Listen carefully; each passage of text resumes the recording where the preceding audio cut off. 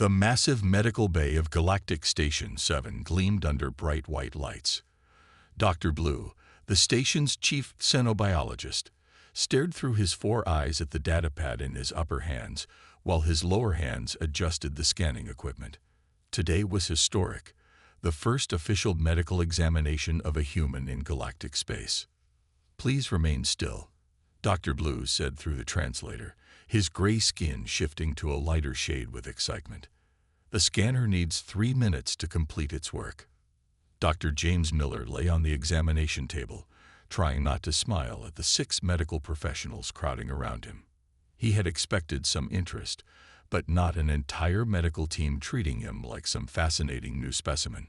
Though, he supposed, that's exactly what he was. The scanner hummed softly overhead. Dr. Blue watched the readings appear on his screen, his antenna twitching with increasing confusion. He adjusted the scanner twice, then a 3rd time. "Is something wrong?" James asked, noting the alien doctor's changing skin tone. "Scanner must be malfunctioning," Dr. Blue muttered. He turned to his assistant. "Get the backup unit." The 2nd scanner produced the same results. Then the 3rd. By now, Dr. Blue's skin had turned almost white, a sign of extreme stress in his species. "Emergency medical conference," he announced suddenly. "Now." The medical team huddled in the corner, speaking in rapid clicks and whistles. James sat up on the table, wondering what had caused such alarm. He felt fine. "Respected human," Dr. Blue finally approached him, all 4 hands clasped together in what James had learned was a gesture of grave concern. "Our scans show you have only 1 heart." James blinked. "Yes, that's normal for humans." The medical team made a collective sound of distress. Dr. Blue's antenna drooped. "But how do you live? All known sentient species have at least 2 hearts. Most have 3. The energy demands of a developed brain require multiple blood-pumping organs. Our 1 heart works just fine," James explained. "It's quite efficient." "Impossible," declared one of the other doctors, her scales rattling with agitation. "The specimen must be critically ill. Look at these readings. Only 2 lungs, no backup organs, and their blood is full of iron." "Iron?" Dr. Blue nearly dropped his datapad. "Not copper or silver-based." "No, pure iron-based hemoglobin," she confirmed. The team stared at James as if he might collapse at any moment. Dr. Blue began rapidly entering notes. "Subject appears stable despite catastrophic organ failure. No secondary or tertiary hearts detected. Lungs show no signs of standard tritium processing chambers. Digestive system lacks common radiation filters. Blood chemistry would be lethal to 90% of known species." James tried not to laugh. "I can assure you, this is all perfectly normal for humans." "Normal?" Dr. Blue's skin rippled with disbelief. "Your species survives with 1 heart, iron blood, and no radiation processing organs. How did you even achieve spaceflight? The stress should have killed you." "We're tougher than we look," James said with a shrug. That simple gesture sent another wave of panic through the medical team as they noticed his shoulder joint's range of motion. Dr. Blue began new scans, muttering about impossible skeletal structure and violation of standard anatomical laws. The next 3 hours were filled with increasingly bewildered examinations. Each new discovery about human biology seemed to distress the medical team further. They were horrified by the efficiency of the single human heart, baffled by the digestive system's simplicity, and utterly terrified when they learned humans could survive removing their backup organs like the appendix. By the end of the day, Dr. Blue had filled 3 datapads with notes and called for a full medical board review. As James left the medical bay, he heard the chief doctor say to his team, "Either everything we know about biology is wrong or humans are impossible. Schedule more tests, and someone contact the military. They need to know about this." James smiled to himself as he walked back to his quarters. He couldn't wait to tell them about human healing abilities tomorrow. That would really give them something to worry about. The emergency alarms on Galactic Station 7 blared at what humans would call 3 a.m. Earth Standard Time. Dr. Blue rushed to the human quarters, his medical team close behind. The security sensors had detected that all 5 human visitors had simultaneously lost consciousness. Life signs are dropping. One of the junior doctors shouted, waving a scanner at the closed door of James Miller's room. Brain activity is shifting to delta patterns. Dr. Blue slammed his emergency override into the door controls. The medical team burst into the room, expecting to find their human patient in critical condition. Instead, they found James lying peacefully in his bed, eyes closed, breathing slowly. "Get the stimulants," Dr. Blue ordered, reaching for his medical kit. Before he could administer any treatment, James rolled over, mumbled something about 5 more minutes, and continued his mysterious unconscious state. The team spent the next hour in panic, running every scan they could think of while debating whether to risk using their strongest revival drugs. They had just decided to attempt emergency resuscitation when James yawned, opened his eyes, and sat up. "Good morning," he said, looking confused at the crowd of medical professionals in his room. "Is everything okay?" Dr. Blue's skin had turned almost transparent with stress. You were unconscious. All humans on the station lost consciousness simultaneously. What happened? Was it an attack? A malfunction in life support? James blinked sleepily and then started laughing. "We were just sleeping. Humans need to sleep every day." The medical team stared at him in horror. One of the junior doctors fainted. "You mean?" Dr. Blue's antenna twitched rapidly. "This is a regular occurrence. You regularly become unconscious and defenseless." "About 8 hours a day," James confirmed, reaching for the coffee he brought from Earth. "It's how our bodies and minds rest and recover." The next 2 hours turned into an impromptu lecture on human sleep patterns. The alien medical team couldn't believe what they were hearing. "Let me understand this correctly," Dr. Blue said, reading from his notes. "Every day, humans must enter a state of controlled unconsciousness." "Yes, we call it sleep," James nodded. "During which you are completely vulnerable to predators." "Well, we usually sleep in safe places, and your brain creates involuntary hallucinations. Dreams. They're actually quite interesting. And," Dr. Blue's voice rose with each point, "if you don't do this regularly, you begin to lose cognitive function and eventually die." "That's right." James sipped his coffee. "Though we can stay awake longer if we need to. This helps." He raised his coffee cup. The medical team huddled together, speaking in rushed whispers. James caught phrases like evolutionary suicide and cannot be natural among their clicks and whistles. Dr. Blue finally turned back to him. "We must inform the Galactic Council about this. The implications for human classification are severe. No other known sentient species requires periodic unconsciousness for survival." "What about hibernation?" James asked. "Surely some species hibernate." "Hibernation is for non-sentient creatures." Dr. Blue's skin rippled with agitation. "No spacefaring race shuts down their consciousness regularly. It's inefficient," James suggested. "Terrifying," Dr. Blue corrected. "How does your species survive? What if you're attacked while sleeping? What if there's an emergency?" "We wake up," James explained. "Loud noises or danger will usually wake us pretty quickly." This led to another hour of tests, with the medical team trying to understand how humans could be both unconscious and able to respond to threats. They were particularly disturbed by how quickly James could go from sleeping to full alertness.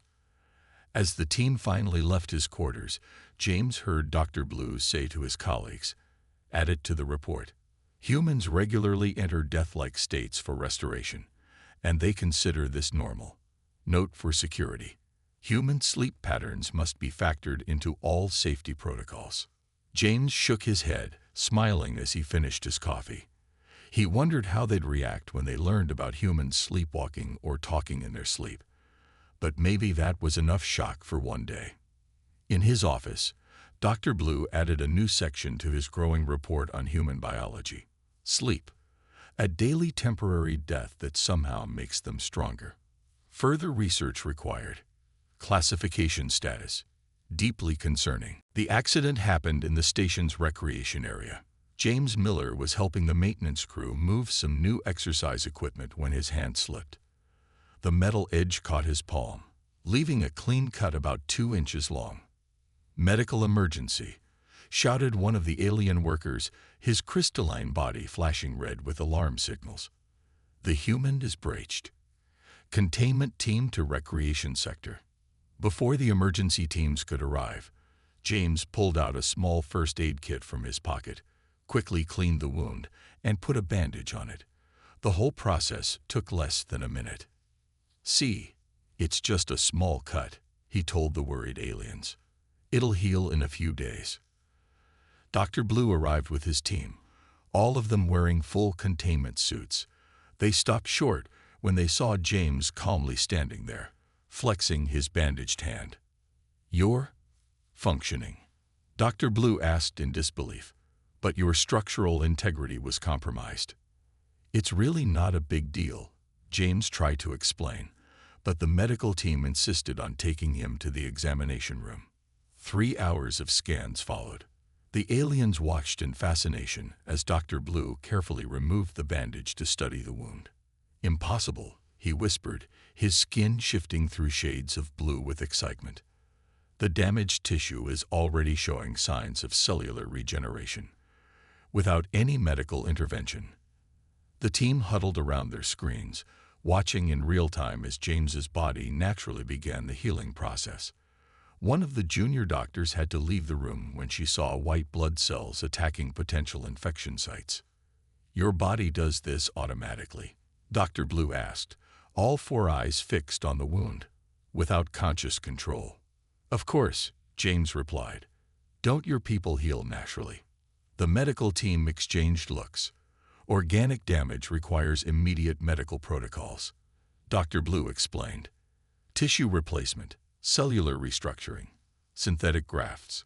Natural regeneration is primitive, something only non-sentient creatures do." "Well, humans are pretty good at healing," James said. "We can recover from broken bones, cuts, even regrow fingertips sometimes." The silence that followed was deafening. Dr. Blue's skin had turned completely white. "You regrow lost body parts," he finally managed to say. "Small ones, yes, and our liver can regrow if part of it is removed. Our skin replaces itself completely every few weeks too." 2 more junior doctors had to leave the room. Dr. Blue's hands shook as he made notes on his datavat. "This changes everything," he muttered. "A sentient species with active regenerative capabilities. The implications for genetic engineering alone." Over the next few hours, the medical team reviewed historical records of human injuries and healing that James provided. They were horrified by broken bone recovery times, amazed by skin grafting, and utterly baffled by the concept of calluses, the idea that human skin would deliberately toughen itself in response to repeated damage. "But how do you prevent out-of-control growth?" one doctor asked. "If your cells can regenerate this way, why don't they just keep growing?" "Our bodies know when to stop," James explained. "It's natural." "Natural," Dr. Blue repeated weakly. "Just like your single heart and daily death state is natural." By the end of the day, Dr. Blue had added an extensive section to his report on human biology. Subject species demonstrates unprecedented autonomous healing capabilities, can repair structural damage without medical intervention. Possible security concern. Traditional containment methods may be ineffective due to regenerative abilities. As James left the medical bay, he heard Dr. Blue telling his team, "Update all human medical protocols," and someone researched their planetary history. "I want to know what kind of environment forces evolution to create something this resilient." Back in his quarters, James looked at his hand. The cut was already starting to itch, a sign of healing he'd never really thought about before. He smiled, wondering how the aliens would react when they learned about human children losing teeth naturally and growing new ones. In his office, Dr. Blue stared at his final notes for the day.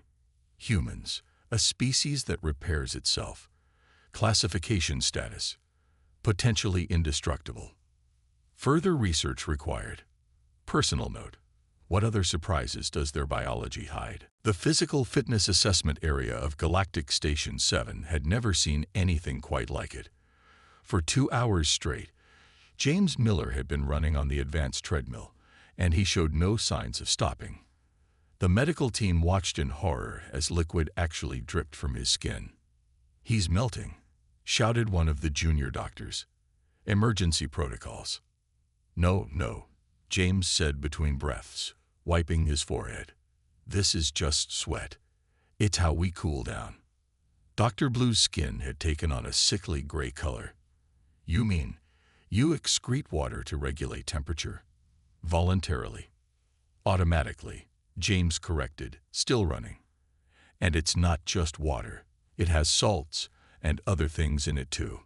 3 more doctors made notes about toxic human secretions while backing away slightly.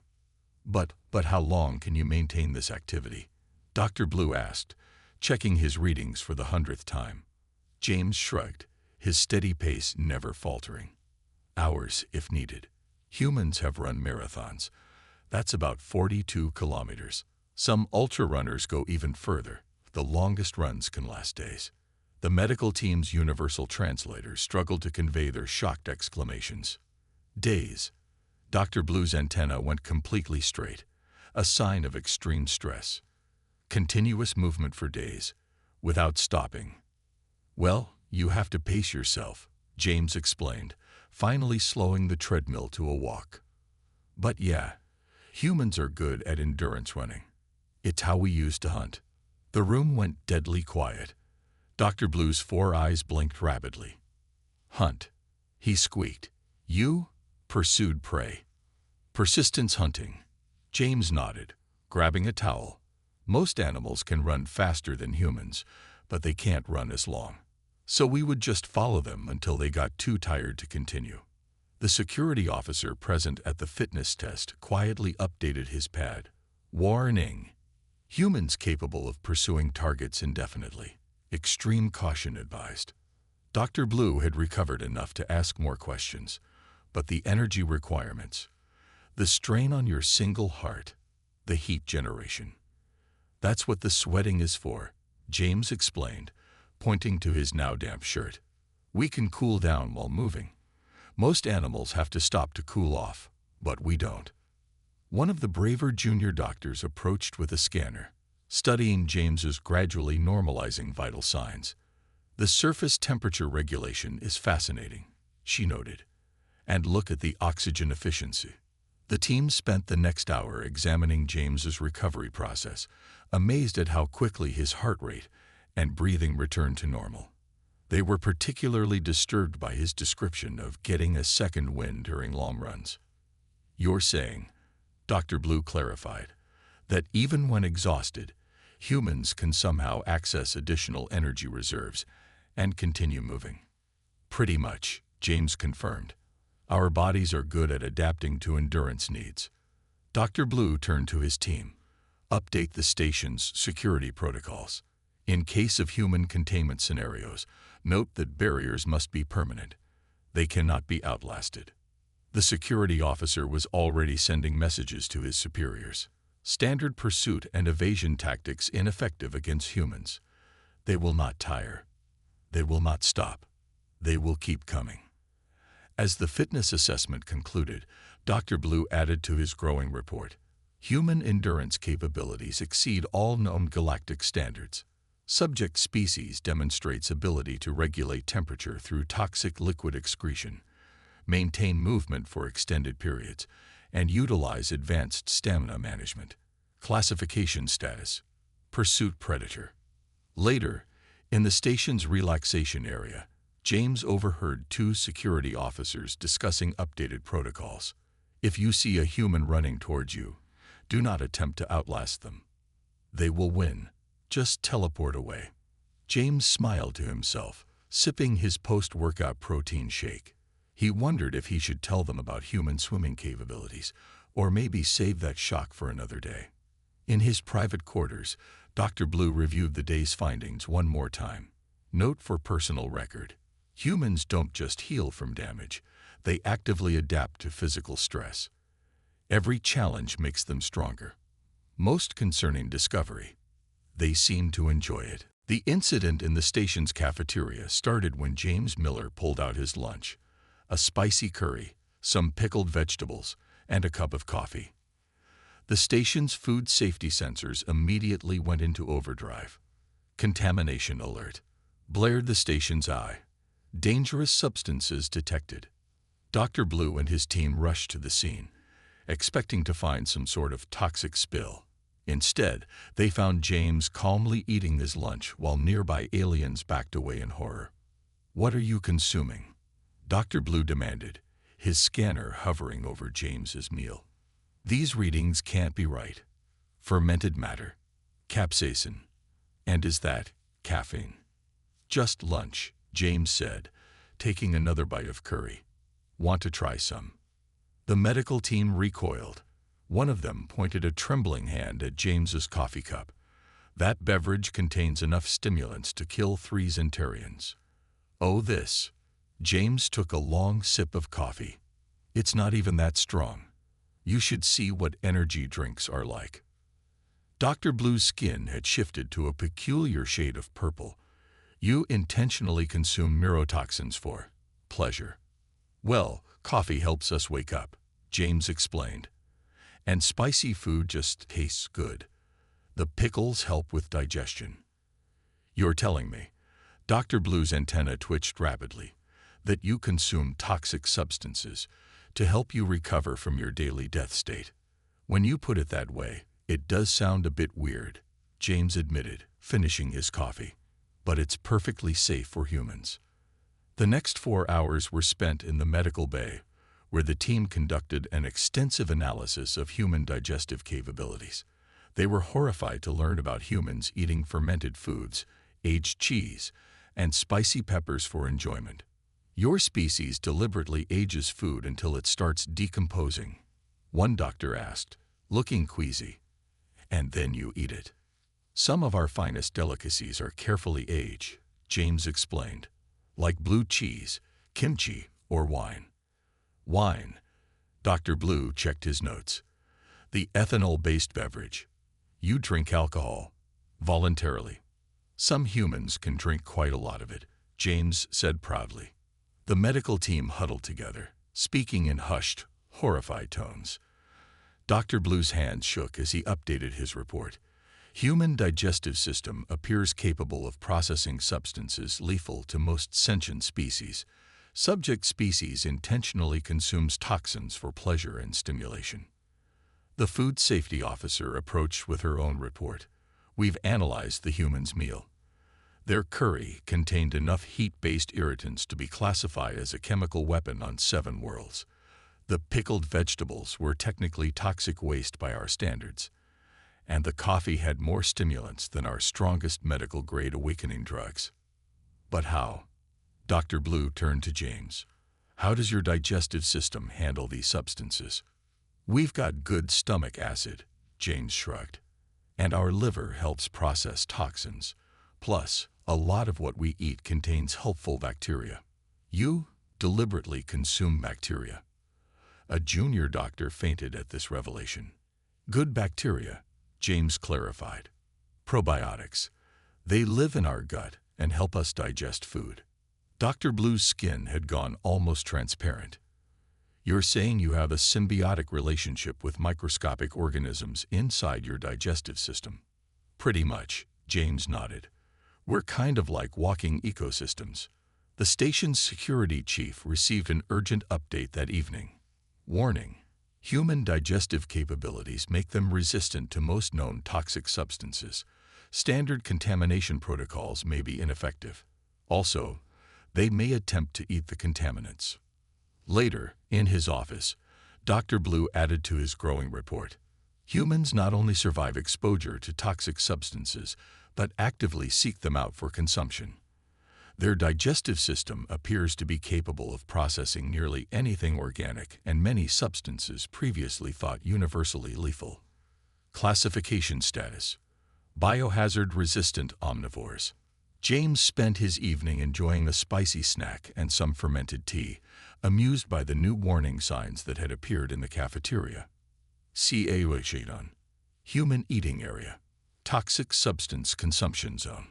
In his private notes, Dr. Blue wrote, "Most disturbing discovery yet. Humans don't just eat things that should kill them. They cultivate toxic substances to make them more potent. And they call it cuisine." The environmental testing chamber of Galactic Station 7 was designed to simulate conditions from thousands of worlds. Today it was being used to understand human temperature tolerance, and Dr. Blue was having a nervous breakdown. "This can't be correct," he muttered, checking the chamber readings for the 10th time. "No single species can function in these ranges." James Miller stood comfortably in the chamber as the temperature dropped to what would be a cold winter day on Earth. "This isn't too bad," he said, zipping up his jacket. "Humans live in much colder places." "Colder?" Dr. Blue's antenna drooped in disbelief. "Your species survives in temperatures below this." "Oh yeah," James nodded. "We've got cities and places that get to -40 degrees. Some people live in the Arctic." The medical team scrambled to convert the temperatures to galactic standard units. 3 of them had to sit down when they saw the results. But what about heat?" one brave doctor asked. James shrugged as the chamber temperature began to rise. "We've got cities and deserts too. Places that get above 40 degrees Celsius. You just need to stay hydrated." Dr. Blue's skin had taken on a strobe-like effect, flashing between colors in distress. "You're saying humans live in temperature ranges that vary by more than 80 degrees? Voluntarily?" "Well, we wear different clothes," James explained, now removing his jacket as the chamber heated up. "And we build shelters. But yeah, humans can adapt to most climates." The environmental science team arrived to run more tests. They were particularly interested in human altitude tolerance. "Your people live at 4,000 meters above sea level?" the lead scientist asked, checking her data. "In air that thin. Some cities are even higher," James confirmed. "The human body adapts by producing more red blood cells." "Adapts?" Dr. Blue's voice had gone up several octaves. "You mean your bodies literally change their composition to match the environment?" "Pretty much," James said. "We can also adapt to different pressure levels, various gravity conditions, and different oxygen concentrations." The station's security chief received another urgent update. "Warning: human environmental tolerance exceeds all known parameters. They can survive in conditions previously classified as uninhabitable and lethal." The testing continued with pressure chambers and gravity simulations. The aliens watched in amazement as James demonstrated human adaptation to various conditions. "But how do you handle the atmospheric variations?" Dr. Blue asked. "The radiation exposure, the gravitational stress." "Our bodies are pretty good at dealing with stress," James explained.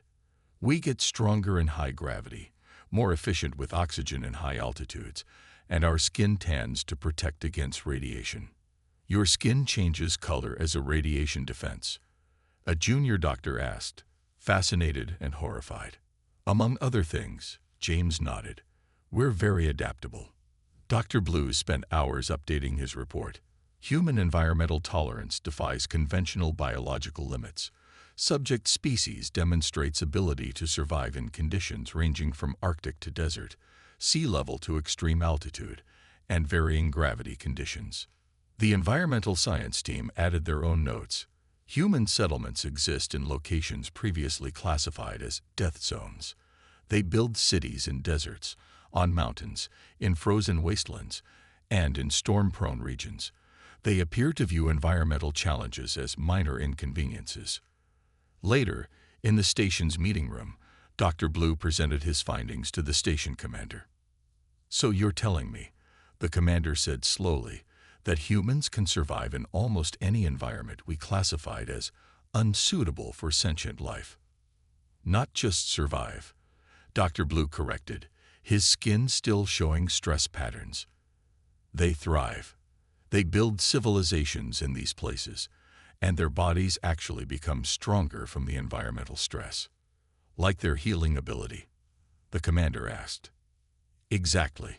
Every environmental challenge seems to make them more resilient.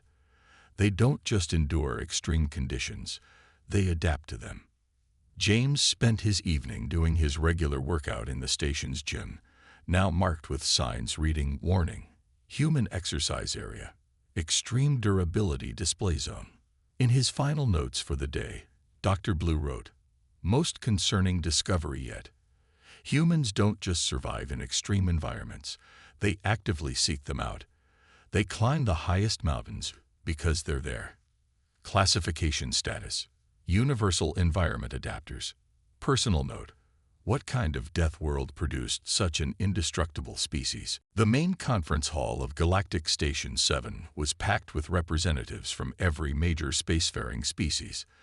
Dr. Blue stood at the podium, his skin cycling through nervous color patterns as he prepared to present his final report on human biology. "Distinguished colleagues," he began, his four hands trembling slightly as he organized his notes. "After extensive study of human biology, I must begin with a troubling conclusion. Everything we know about biological evolution is wrong. Or humans are wrong. I'm not sure which is more concerning." The hall erupted in murmurs. James Miller sat in the front row, trying not to smile as Dr. Blue displayed the first set of data. "Let us begin with the basics," Dr. Blue continued. "Humans survive with a single heart, something we previously thought impossible. They regularly enter a death-like state called sleep and somehow emerge stronger. They heal from injuries automatically without medical intervention." The audience's murmuring grew louder. "But it gets worse." Dr. Blue's antenna twitched nervously. "They maintain continuous movement for days. They cool themselves by secreting toxic water. They deliberately consume poisons for pleasure. And they can survive in environments we classified as uninhabitable." One of the senior scientists stood up. "Surely you're exaggerating." "I wish I was," Dr. Blue replied. He activated a holoscreen showing James running on the treadmill. "They don't just survive these conditions, they adapt to them. Every challenge makes them more resilient.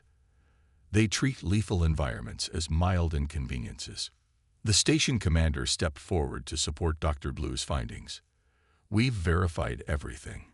Humans climb mountains in thin air for fun. They build cities in frozen wastelands. They drink liquid stimulants that would kill most species. Their bodies just adapt. Don't forget about the bacteria," Dr. Blue added. "They have symbiotic relationships with microscopic organisms inside their bodies. They're essentially walking ecosystems." The medical council representative looked concerned. "What are your recommendations?" Dr. Blue's skin settled into a serious shade of blue. "First, we must create an entirely new biological classification for humans. They don't fit any existing categories. Second, all standard medical and security protocols must be updated. What we consider lethal, they consider a mild challenge." "And their planet?" someone asked. "Earth." Dr. Blue shuddered visibly. "A death world by our standards. Extreme temperature variations, high gravity, intense radiation, aggressive wildlife, and constant environmental disasters. The humans don't just survive there, they call it home." The Security Council members were frantically taking notes as Dr. Blue continued. "In conclusion," he said, "humans are technically impossible by every biological standard we have. They're endurance predators with regenerative capabilities, environmental adaptation skills, and a bizarre resistance to nearly everything that should kill them." James raised his hand. "Don't forget about our ability to eat spicy food." Dr. Blue's skin went almost white. "Please, no more about the voluntary consumption of pain-causing substances." The final classification was approved unanimously. Humans, biological anomalies. Approach with extreme caution. Note, what doesn't kill them literally makes them stronger. As the conference ended, the station's security protocols were updated one final time. In case of human encounter, do not attempt to outlast them. Do not try to poison them. Do not assume any environment will stop them. Simply accept that they are technically impossible and plan accordingly. Later that evening, James found Dr. Blue in his office, still updating his reports. "You know," James said, "you never asked why we can do all these things." Dr. Blue looked up, his antenna perking with interest. "Why?" "Because we had to," James smiled. "Every ability you found so impossible, we developed it because we needed to survive. Humans don't just adapt to challenges, we actively seek them out. It's how we grow stronger." Dr. Blue's final entry in his report read, "What's wrong with human biology? Everything." And that's precisely what makes them remarkable. They are living proof that life finds a way, even if that way breaks every rule we thought we knew about biology. As James left the station a week later, he couldn't help but notice the new warning sign by the docking bay. "Caution, human zone. Expect the impossible." And somewhere in his quarters, Dr. Blue added one last personal note. "Maybe there's nothing wrong with human biology after all. Maybe they're just the universe's way of reminding us that impossible is just another challenge waiting to be overcome."